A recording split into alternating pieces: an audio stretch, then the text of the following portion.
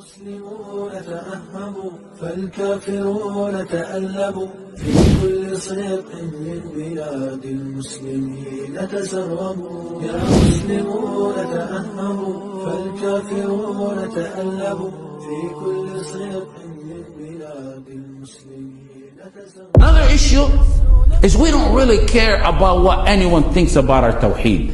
By Allah, we don't. Some say, this is true, but it makes Islam look bad. Islam look bad? When I first graduated from Medina, I was lecturing at a masjid, and I was about 22 or 23 years old. And I was giving durus at a local masjid, and the khutab, and the khawatir.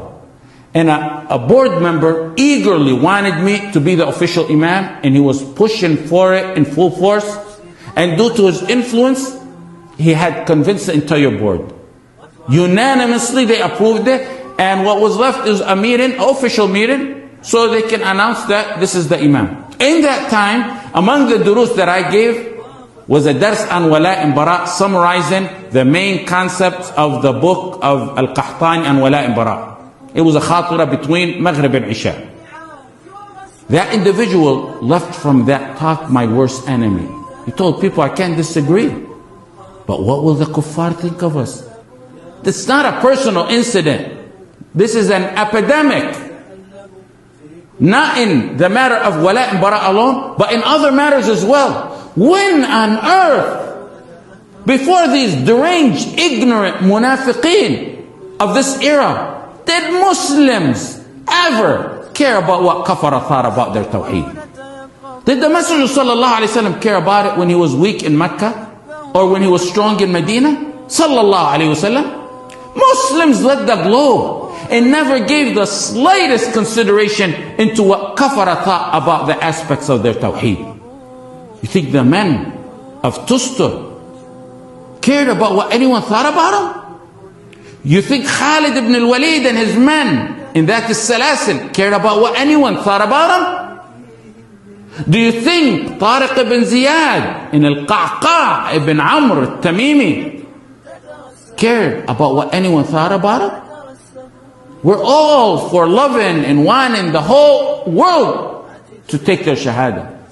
We love for all of them to take their proper shahada.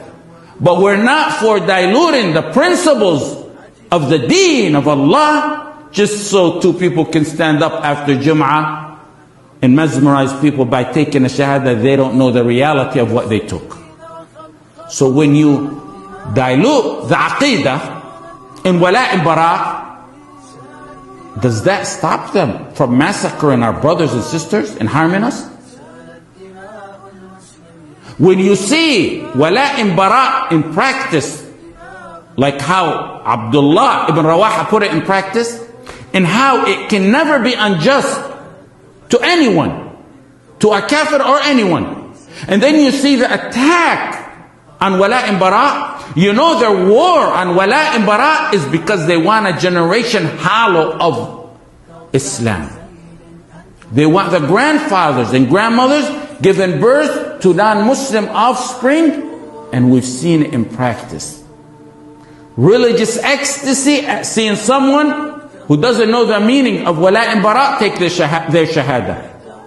Religious ecstasy at doing some group adhkar or some ibadat, but when it comes to the core and foundation of this deen, they're hollow of it. That's exactly what brings joy to the hearts of the kafara.